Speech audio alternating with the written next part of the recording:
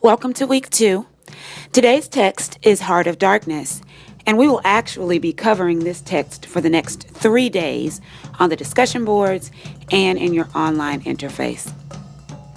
Now, before you watch this presentation, I'd like to ask you to watch the Anthony Bourdain link that I've posted to your Moodle site.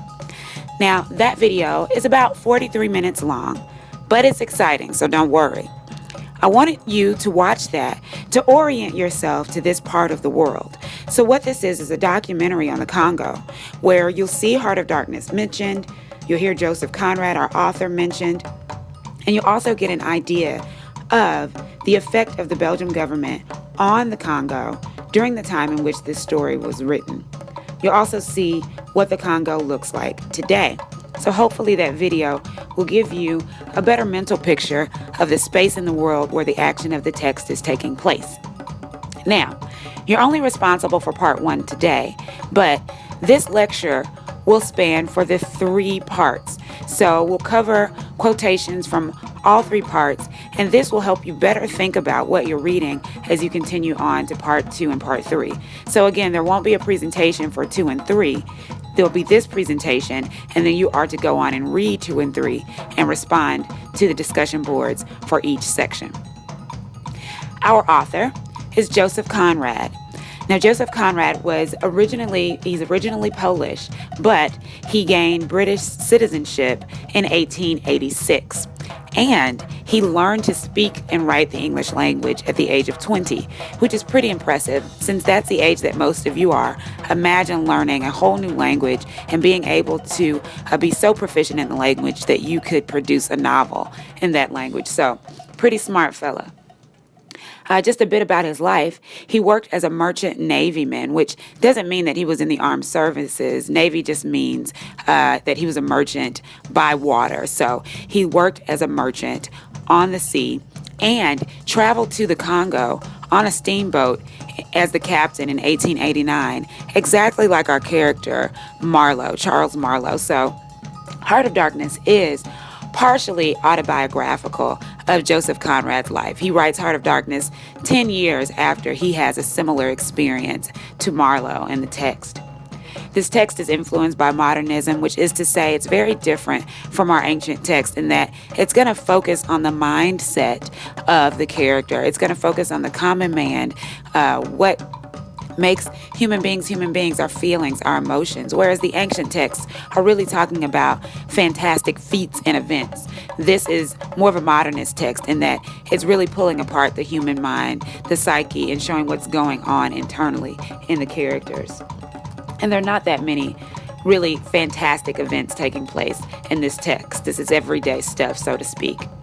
Now, in recent years, over the past several decades, Joseph Conrad and his work has been criticized as being racist, sexist, and imperialist. Racist, that is to say that it represents that whites being better than or inherently greater than any other race in the world or any other demographic of people. Sexist, that is to say that men should dominate women and that women possess an inferior role to men in society, and imperialist. We'll talk about what that means in a moment, but I want to present that criticism to you so that you can start to think about whether you see Conrad's work in this light. All right, let's talk a little bit about the history before we get into what's happening in this text. And hopefully, again, you've watched the Anthony Bourdain clip so you see sort of what the Belgian government did to the Congo many years ago. Now, you guys have probably hopefully all heard of colonialism. I want to define colonialism and imperialism for you so you understand how this text is situated. Colonialism is considered to begin about the late 17th century. All right, that's the late 1600s, and span into the mid 19th century, so the mid 1800s. And what that deals with is Great Britain. And there are 4 nations that make up Great Britain: Scotland, Northern Ireland, Wales, and England. It's Great Britain traveling the globe, okay, and laying claim to certain parts of the world and setting up colonies there. And what this did for Great Britain was allow them to expand their reach and their dominance. If I am represented in more parts of the world, then I am more powerful. So Great Britain did this beginning at about the late 1600s, and they set up colonies, thus this term colonialism, all over the world. And they used military and economic force in order to gain control over the peoples in those spaces. And we'll talk more about where Great Britain laid its claim to as we read more stories over the course of this class. Now, imperialism is similar, but it's a bit different. Imperialism sort of is considered to take place after colonialism. So Great Britain has done this stuff, but after they have done it for a couple hundred years, imperialism takes the place of colonialism, beginning at about the late 19th century or the 1880s and spanning into the 20th century. Okay? And what imperialism encompasses is other countries, not just Great Britain, but Germany, Belgium, for the purposes of this story, Russia, France, and even Japan, going into other countries and laying claim to those spaces. So these countries are seeing what Great Britain has achieved by laying claim to other places and decided that they want a piece of that action. But this is not only so their empire can have a larger reach. This is these countries going into these spaces for material resources, or what makes those spaces materially rich. So we're talking about things like oil, gold, diamonds, spices, sugarcane, tobacco being grown in certain places. All of these things that perhaps can't be grown in, let's say, Germany, or can't be grown in, let's say, France, but are indigenous to these other places. They're going into these places in order to be able to make a profit off of these resources and gain access to a new market. If I control a certain place, then I can also make that place buy or purchase my goods, so my market is larger. So imperialism deals more with this race for material resources and gaining access to new markets, new people, and people even being considered material resources. So we've got countries going in, making certain populations slaves or servants to their population. In this discussion of imperialism, we've got to consider the continent of Africa. The continent of Africa still to this day is the most materially and minerally rich in the world. So in 1884, there was a meeting entitled the Berlin Conference, and of course Berlin is in Germany. And at this meeting, we had several European powers, the representatives for these European powers, some of them named in the previous slide. They came together to decide how they would divide up Africa. Now, before this meeting, these countries were already in parts of Africa, sort of deciding what they wanted to belong to their nation, because certain parts of Africa are rich in diamond mines, certain parts are rich in oil mines, certain parts are rich in populations of people that could be used to harvest things like sugarcane and tobacco and rice and things of that nature. So we had already had these countries going in, but the problem was that there was no plan. So France and Germany might want the same control of the same part of Africa, and thus France and Germany would fight. South Africa, for example, wedged a huge separation between Great Britain and the Dutch. They fought for hundreds of years over South Africa because of it being so minerally rich. So the Berlin Conference was a way of these countries coming together to decide, hey, let's sit down at the table and decide who's going to go where so that we can stop fighting with one another and that we can start to take over this land. Well, the problem with that is that no rulers, no representatives from any country on the continent of Africa were invited to this meeting. So this is sort of an outside presence deciding what they're going to do with things that don't belong to them. As a result of the Berlin Conference, which again took place in 1884, the Belgian Congo, which is the place where this story is taking place, was given to King Leopold III, who was the king of Belgium at the time. So he literally got the Congo, which you've seen how massive this space is in the Anthony Bourdain video. He got it as his personal property. That's sort of like me deciding that I want Vicksburg for my birthday and it belongs to me and I can do with it what I please. This is what King Leopold did. And you saw as the result of him ruling over the Congo that over the course of 20 years, over 10 million Congolese people were killed and abused. And that's a huge number.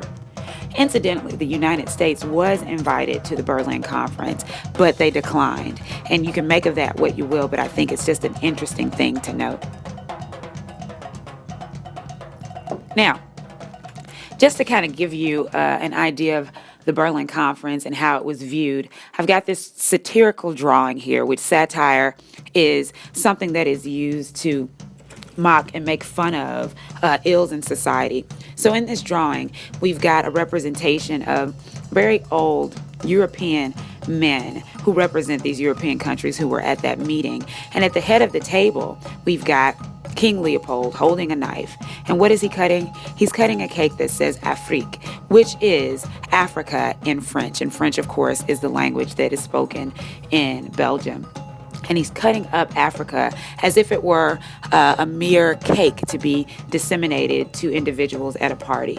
This is a satirical representation of what happened at the Berlin Conference. And it also shows the disregard for the human lives that were affected and this property that was separated over the course of these years by these European powers. Now, in the text, Heart of Darkness, you should have read a portion, at least in part 1, where Marlowe talks about a colorful map when he goes into the company, and a map that he remembers as a child. And this is a representation of what he would have seen. It's a map of Africa that is colorized to show which European nations have control over which part. And this was called the scramble for Africa. It was these countries literally scrambling to take ownership over these parts of Africa because they were so rich in resources. Now, the themes. We know that every text that we're going to discuss in this course, we're going to discuss them in the context of themes. That is, topics that are going to persist throughout the text. So we're still going to keep those themes from our ancient text. This theme of power. Who is trying to gain control over whom? This theme of legacy. Does it seem like any character in this text is concerned with how they will be remembered or how another character will be remembered? Think about that. And we're going to add some themes, one being cultural stereotypes. How are individuals stereotyped in this text based on their cultural heritage? And this theme of human connection / disconnection. This portrayal of humans being divided based on their differences, and this possibility of there being a connection between the human experience based on the similarities that we have regardless of our cultural heritage or background. Heart of Darkness, again, was written in 1899. So this is still a pretty old text, but we see that it takes place after 1650. So this is a modern text, and it's going to have different characteristics than those ancient texts. And just a note, this story begins on the River Thames in England and moves to Brussels, where Marlowe starts his job, and into the Congo, which is the center of Africa. Now, as we discuss this text, I want to discuss certain characters so that we can sort of pull apart what's happening. And the first character is not an actual person. It's the company. This is sort of the driving force for the domination of the Congo in this text. It's this company, which is just called the company. And this is a company that Marlowe goes to work for in the text. So I want you to think about what the company's business is. What are they going in to do? On page 21 of the text, we learn that the company sets off into depths of darkness, and in return came the precious trickle of ivory. So we talked about imperialism being this race for mineral resources. Well, in this text, the mineral resource is ivory, which comes from the trunks of elephants, African elephants, and it's ripped from the elephants, and the elephants bleed out and they die, which caused for the almost extinction of these animals. But ivory was used for many different things, for chest pieces and jewelry, and even it's used in modern technology for cell phones. But the Congo was rich in this, so rich in these animals that had this resource. So in the text, that's what the company is going in to get. They're going in to get this ivory and to get rich by it. What I've also got for you on this slide is a quotation from page 11 in the text, and a connection of that quotation to a biblical scripture. So we're kind of dipping back into our ancient texts. But on page 11, we've got Marlo going in sort of for his first day at work with the company. And he talks about arriving in Brussels, Belgium. And when he arrives in Brussels, Belgium on